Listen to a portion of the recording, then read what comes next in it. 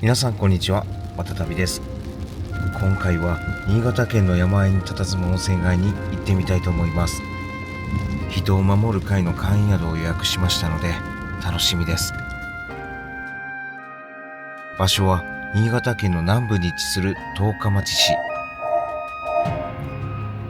日本屈指の豪雪地帯の山あいに現れる温泉街、松之山温泉に宿泊します。昭和60年代までアクセスが悪く雪で閉ざされた温泉街は陸の孤島と言われていました。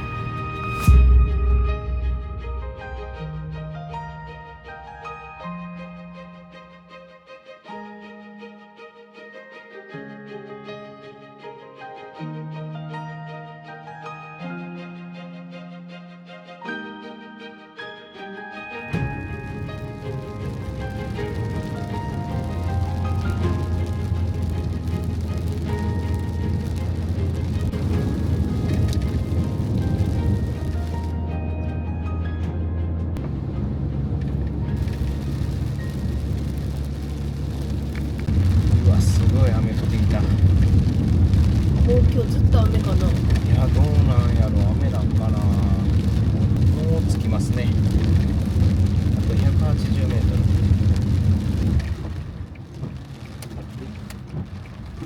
ここから歩かないとダメなんだね。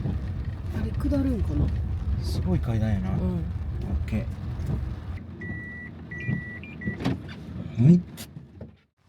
はい、到着しました。こちらはですね、板山不動尊という場所になります。この先にはね、滝があるみたいです。で、すごくね、いい場所なんですけど、あいにくの大雨です。これからね、どんどん強くなるみたいなんで、もう急いでね、見に行ってみたいと思います。あちら側にも階段がありますね。はい、こっちは、スロープになってます。すごい大雨で、車でね30分ぐらい待機してました。川はねもう濁流ですね。荒れてます。はい、こんな感じで残念ながらねすごく茶色く濁ってます。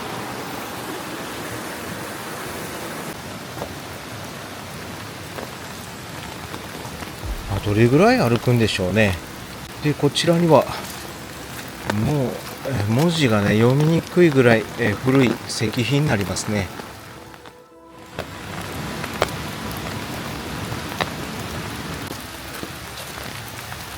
ここは普段はお客さんがいるんでしょうかね。看板はねすごく綺麗でした。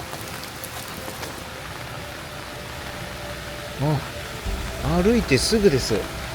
すぐそこがスロープなんですけど、滝はもう目の前でした。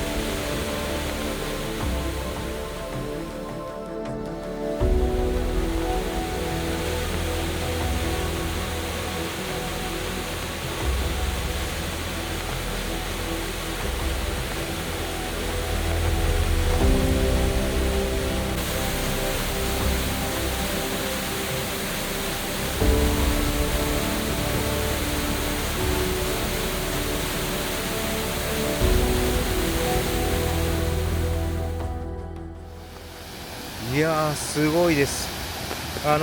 普段からこんな水量は多分ないと思うんですけど、川の色が残念ですね。滝のすぐそばまで行くことができます。でもうすごい風と雨の日なんですごく迫力があります。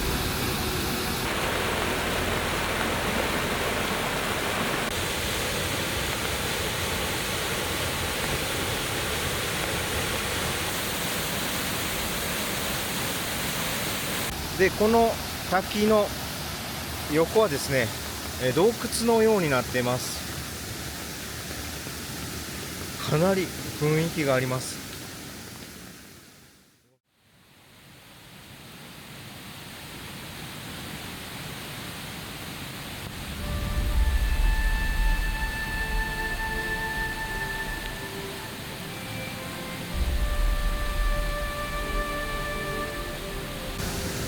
さっきのね道中とはまるで雰囲気がガラッと変わります。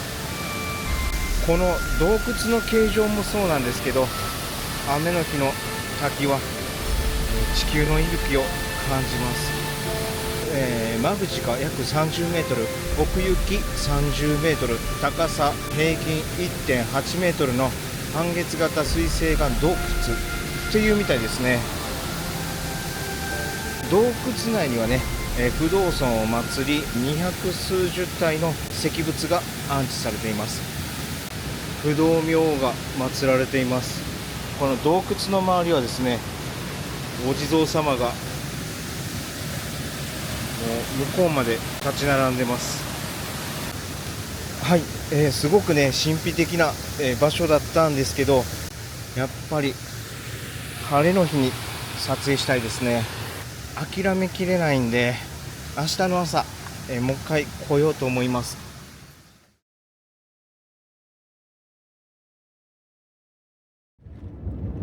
おはようございます。ちょっとね旅館を抜け出してきました。で、今からね滝を見に行きたいと思います。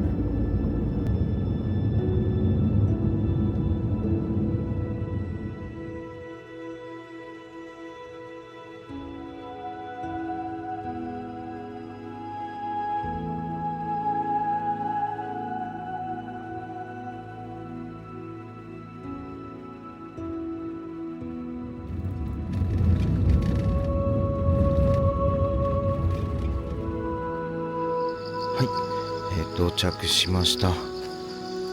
残念ながらちょっと早すぎてまだ日が完全に昇りきってませんけど、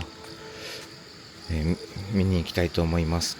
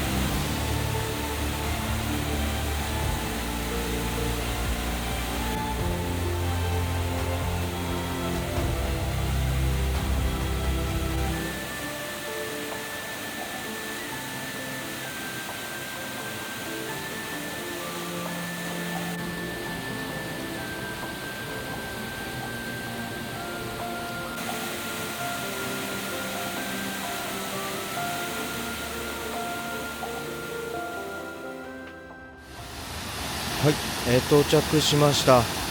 昨日とあまり状況は変わらないような気がしますけど、川の流れは昨日よりも穏やかになってます。で、濁ってた水も今は透き通ってます。こちらの洞窟はもういつ来ても雰囲気抜群です。太陽が真上に来たらすごくね綺麗な景色を見ることができると思います。もうちょっとでね日が差しそうなんですけど、朝食の時間に間に合わないんで、もう残念ながらね、もう今日はここで、諦めて帰ります。ということでね、こんな感じのすごく神秘的な場所でした。皆さんもね、よかったらぜひ訪れてみてください。日が照ってきましたね。残念。うわ、めちゃくちゃ綺麗。いや、すごく綺麗ですね、日が差すと。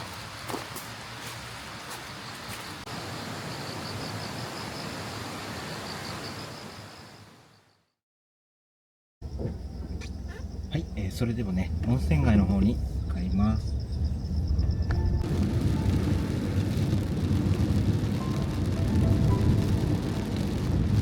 松之山温泉まであと6キロです。日帰りや。これは日帰りやね。あ、結構雨やけど行けるね。日本三大薬湯。このトンネルを抜けたら到着です。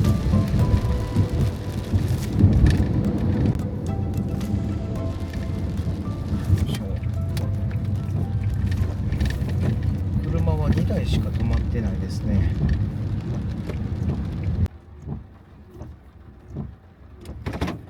はい、はい、到着しました。こちらは松之山温泉です。明るい温泉街をね、撮影しようと思ったんですけど、残念ながら大雨です。こちらはね、開湯は約800年ほど前で、1羽の鷹がいつもと同じところに降り立つことから木こりに発見されたと言われています。温泉成分は温泉基準の15倍で、古くから湯治場として親しまれ、草津、有馬と並ぶ日本三大薬湯の一つです。温泉の注ぎ口に塩の結晶がつくほど塩分濃度が非常に高い温泉で、1000万年以上前に地中に閉じ込められた化石海水から温泉となって湧き出ていると言われています。でこちらの名物はですね、温泉を活用して調理した湯治豚と湯治卵で、湯治卵は高温の源泉で24時間茹でた固めの温泉卵で、湯治豚は驚くほど柔らかくて、豚肉の甘さは一度食べたら忘れられない味だそうです。ネットに書いてあったことを言ってるだけなんで、自分は味を知りません。積雪5メートルを超える日本屈指の豪雪地帯で、前回はね、冬に訪れたんですけど、熱いお湯に雪見風呂が最高でした。ここから500メートルほど続くなびた温泉街なんですけど、かつては30人ほどの芸妓さんがいた時期もあったそうです。大雨なんですけど、ちょっとね、散策したいと思います。はい、ちなみにね、温泉街の入り口がね、駐車場となってます。で、公衆トイレもあります。こちらの温泉街では、このね、消雪パイプがあるんで、地下からね、汲み取った水を散水して、道路の雪を溶かすんで、雪の日でもね、道路に雪が積もることはあまりありません。で、こちらの温泉街にはですね、共同浴場が3軒で、旅館が15軒ほど立ち並んでます。こちらはホテルですね。以前来た時はね、お店がね、結構閉まってたと思うんですけど、今日は開いてますね。こちらでは、お蕎麦が食べれるみたいです。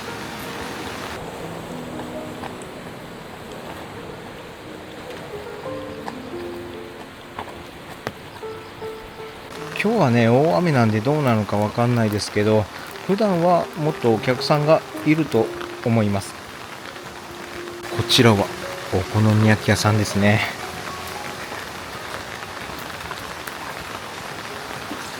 宿もね、15軒ほどあるんですけど、食事処も、数軒あります。こちらもお食事処ですね。その隣もお食事処です。お袋の味、いいですね。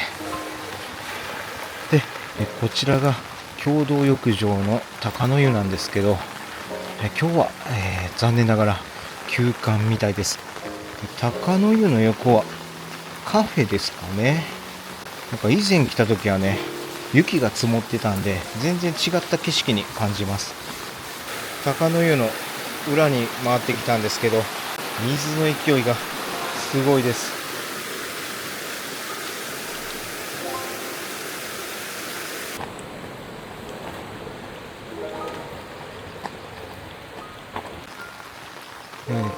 高野湯の斜め向かいが郵便局ですね。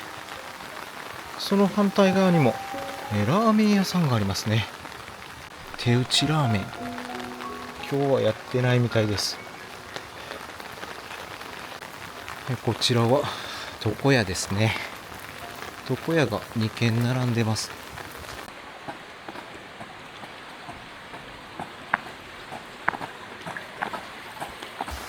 ここから立派な宿が立ち並んでいます。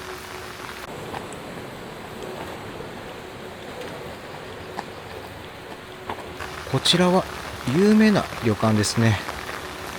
ひなの宿千歳、山里ビジターセンター、なんか湯治バーみたいですね。で、その隣はお土産屋さんがあって、その隣もお土産屋さんですね。立派なお土産屋さんです。お土産屋さんを見るとテンション上がりますね。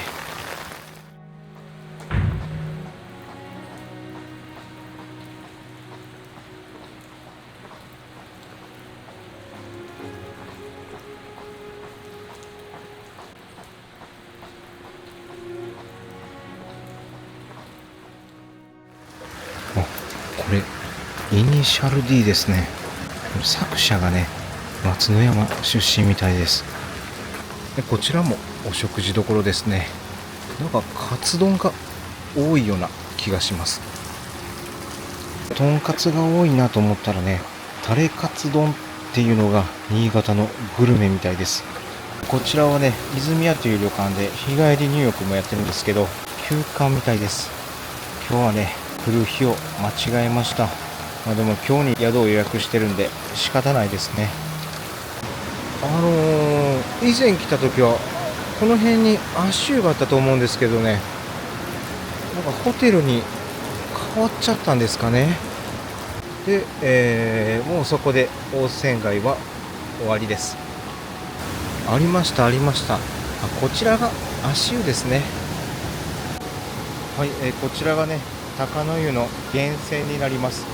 こちらの温泉はですね、灯油のようなね、灯油というかオイルのような独特の匂いがします。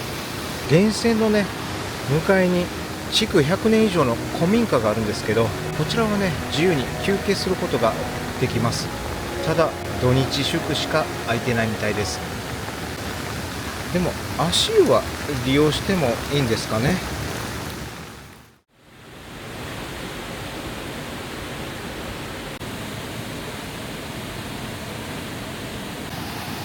いや、すごいですね。めちゃくちゃ荒れてます。いえ、危険を感じるほどの凄さです。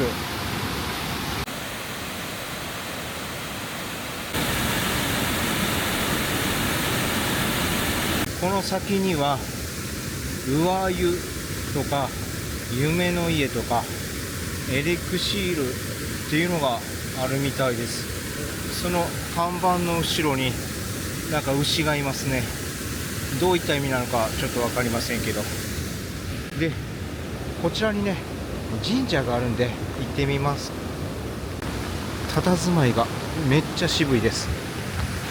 すごくね、急な上り坂です。神社ではなく松之山薬師堂みたいですね。お寺になるんでしょうか。なんだこれ。こちらです。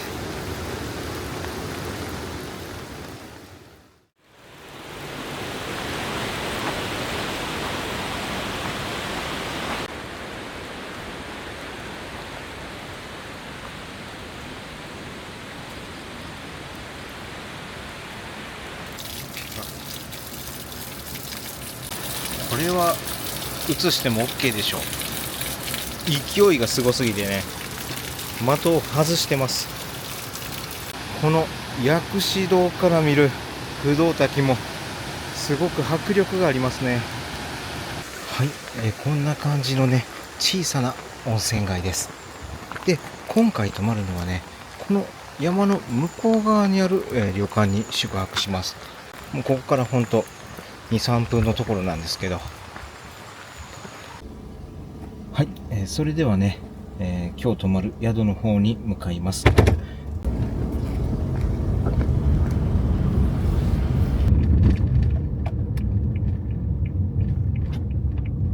し。よいしょ。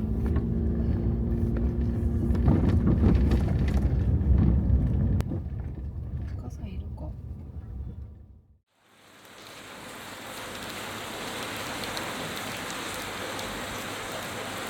はい、到着しました。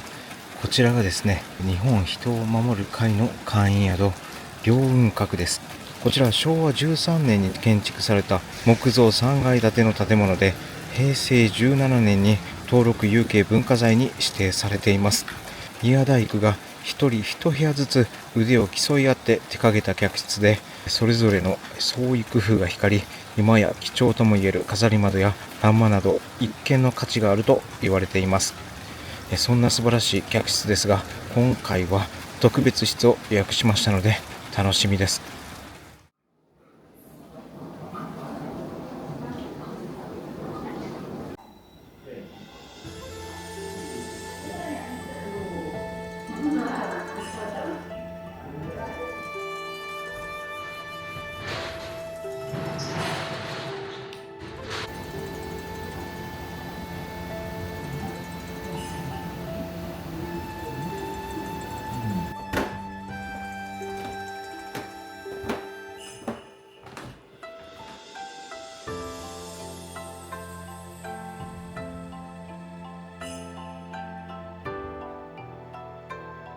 はい、こちらが玄関で、玄関入ったこちらがフロントになります。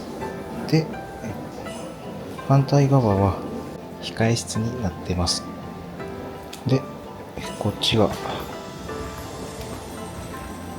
お土産コーナーですね。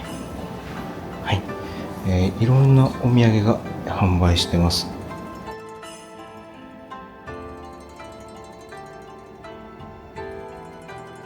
で、お土産コーナーの向かいはですね、こんな感じで、各部屋の特徴であったり、この旅館のね、特徴が書かれています。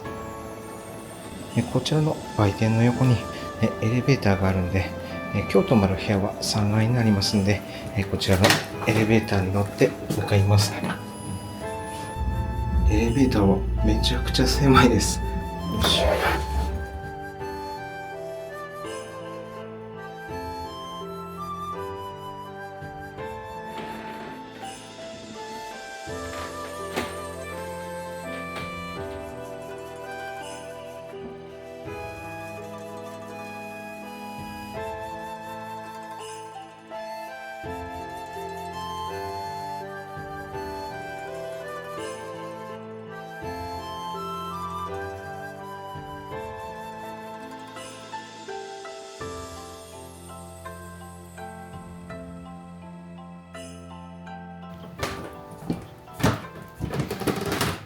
なんかもう割れちゃいそうなぐらいミシミシ言ってます。はい、今回宿泊するのが、こちら3階の一番右端にある本館の特別室で官僚の間になります。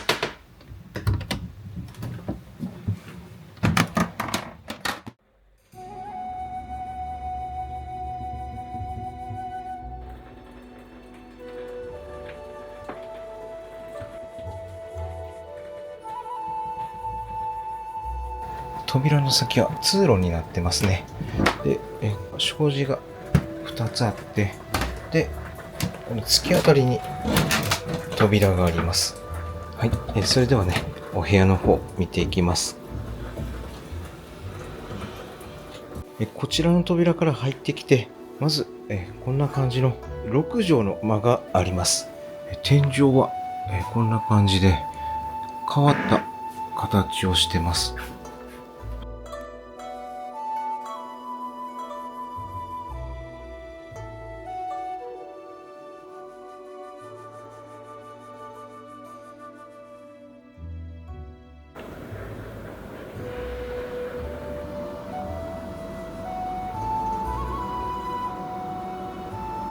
隣の部屋がですね、10畳の間になってます。はい。こんな感じですね。チェックインした時から布団はもう敷いてくれてます。こちらにはね、テレビと掛け軸がかかってます。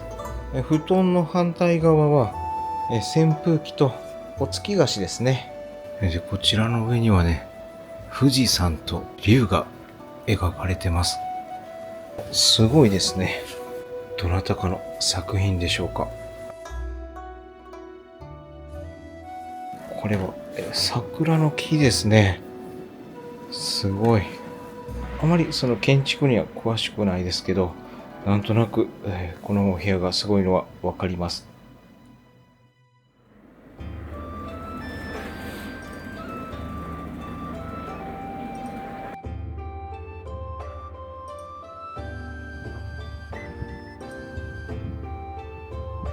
向こうは披露宴になっています。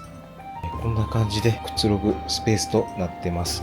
窓の外はね、すごく景色がいいんですけど、今日はね、大雨でちょっとね、ガスってきてますね。はい、こんな感じですね。晴れとったらね、緑が生えてすごく綺麗な景色だと思うんですけど、もう今日はね、大雨です。こちらには冷蔵庫がありますね。特に何も入ってません。お部屋の中になんか屋根付きの囲いがあります。こちらすごくおしゃれですね。こちらに扉があるんですけど、こちらはね、さっきの通路につながってます。こちら本館のお部屋には洗面とかトイレはついてません。アメニティはこちらですね。浴衣とフェイスタオルと櫛と歯ブラシがあります。タオルがね、こちら両音角の印字が入ってます。お月菓子は新潟名物の笹団子ですね。こちらが館内の案内図ですね。これだけ見るとかなり広そうですね。簡単にまとめると、本館の方はですね、玄関入って左がホールで、宴会場があって客室が2つあります。2階3階はすべて客室ですね。新館の方は客室は3部屋しかないですね。あと2階はですね、宴会場で舞台で、1階がですね、ラウンジ、売店、和食コーナー、化粧室でお風呂ですね。新館はこんな感じです。こちらの大浴場の方はですね、チェックインからチェックアウトまで好きな時間に入ることができます。夕食後に男女が入れ替わるみたいです。家族風呂も一緒ですね。チェックインからチェックアウトまで好きな時間に入ることができます。こちら予約制じゃないんで、空いてたら入るっていうスタイルの家族風呂になります。はい。ちょっとね、時間があるんで、湯の森公園っていうね、松之山温泉街を一望できる場所があるんで、行ってみたいと思います。こちらがね、宿なんですけど、こっちの道を歩いて向かいます。結構しんどいですね。距離はね、そんなにありません。い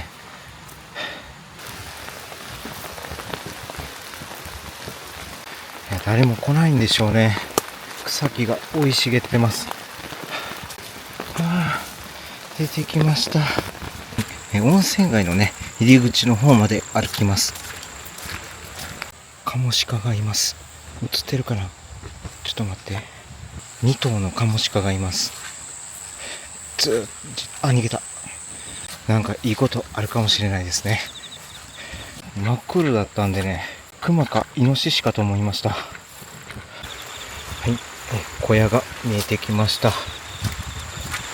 この草むらを突き進んで景色を見に行きたいと思います。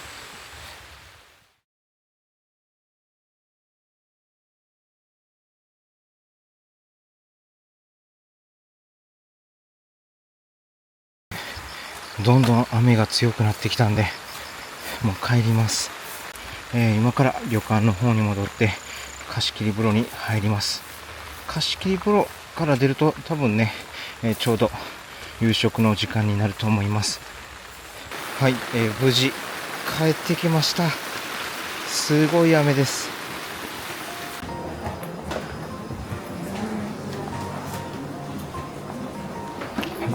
こちらはね、新館ですね。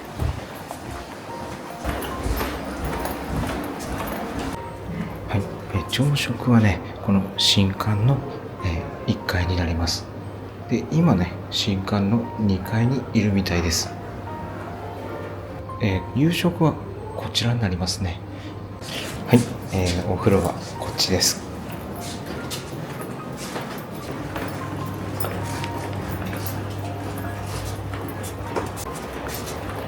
はい、こちらが大浴場婦人風呂家族風呂です。はい、こちらはね、お酒とかドリンクが売ってますね。こちらが朝食会場ですね。はい。で、浴室はこっちです。結構歩きますね。温泉の匂いがしてきました。はい。で、こちらが大浴場の男湯で、こちら女湯の横が家族風呂になるんですけど、空いてたんでね、入ります。脱衣所はこんな感じですね。で、こちら洗面所があって、すぐ浴槽があります。よいしょ。浴室はね、こんな感じで4人ぐらい入れそうな浴槽となっています。で、こちら人のリンス、シャンプー、ボディーソープが置いてあります。で、この中はオイルのような匂いがすごくしてます。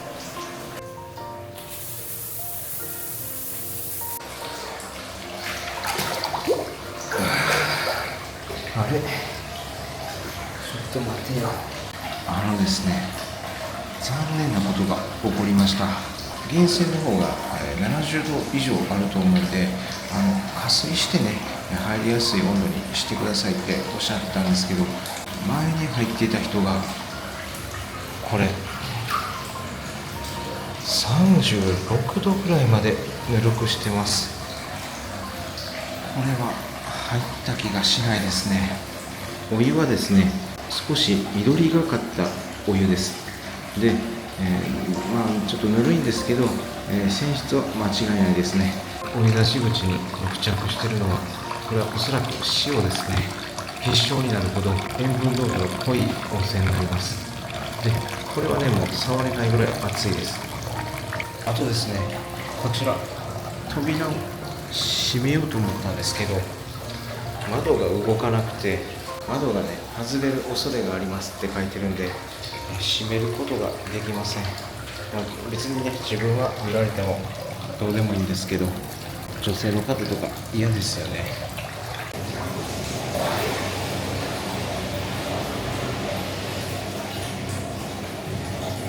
温泉の方入ってきました。泉質はもう間違いないです。こんだけぬるくてももう体はポッカポカです。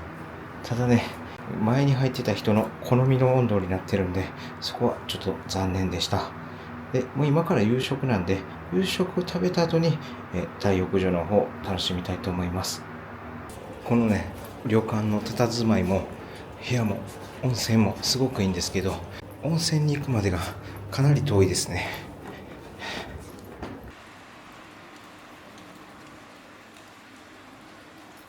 それではね、夕食の方に向かいます。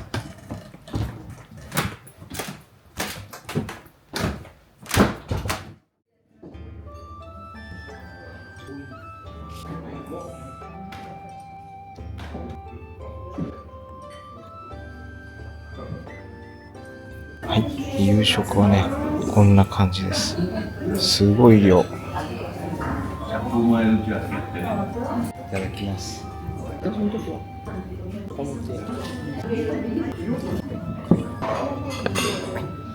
客さん多いな。多い。ナスのおひたし。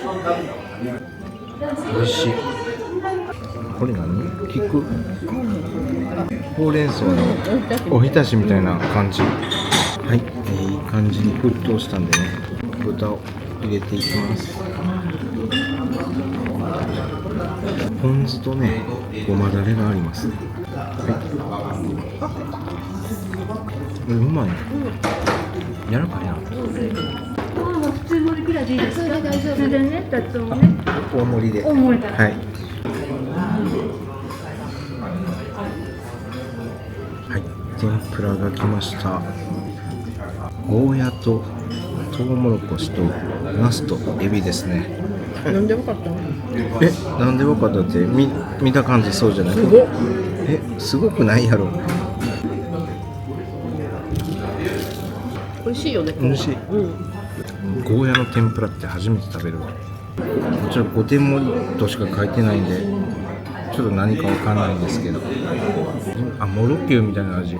恋のお吸い物が来ました。でね、のデザートも来ました。こちら赤ワインのゼリーです。はい、こちら最後デザート、赤ワインゼリー。すごい弾力やね。でもめっちゃワイン。うわ、ワインそのものやん。めっちゃお酒。はい、ごちそうさまでした。はい、夕食の方食べてきました。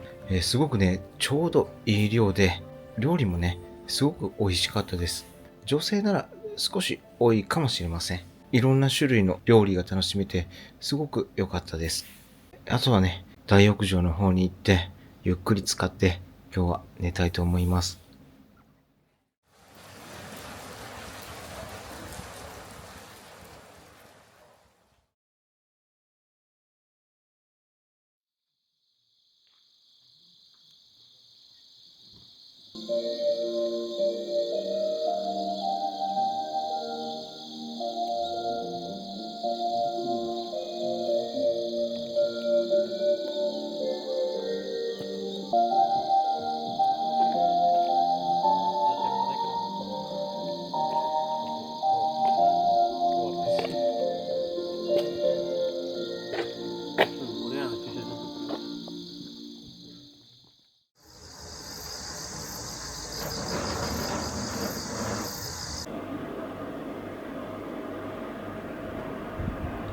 おはようございます。今日はむちゃくちゃいい天気です。それではね、8時になったんで、朝食会場の方に向かいます。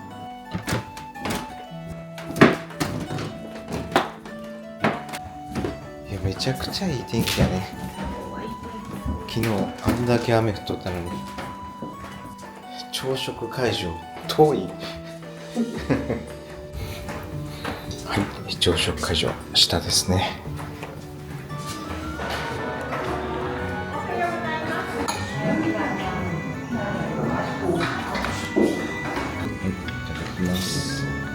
結構量多いな。おかずが。う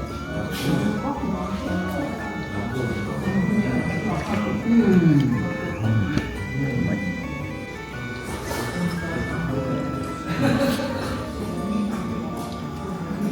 ごちそうさまでした。はい、朝食の方食べてきました。朝食はね、よくある旅館の朝食っていう感じで、量もね、ちょうどいい感じでした。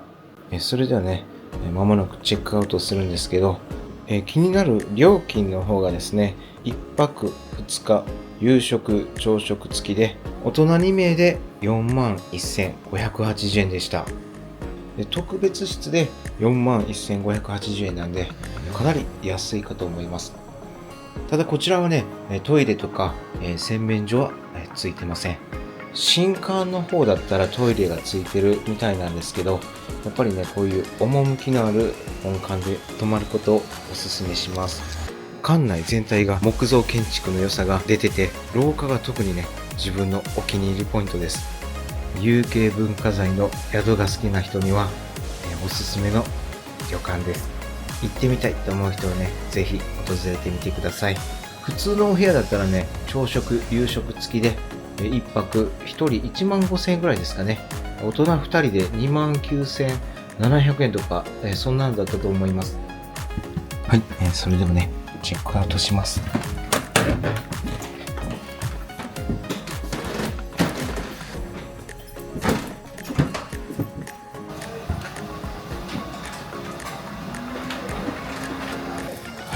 チェックアウトしてきました。宿の方のね対応はすごくねアットホームな感じで良かったです。はい、またね冬の季節に訪れたいと思います。はい、それでは次の目的地に向かいます。これが新館です。あっちの方があれ木造やし。いや、そうやけど、俺は初め廃墟かと思った。すごいね、新館。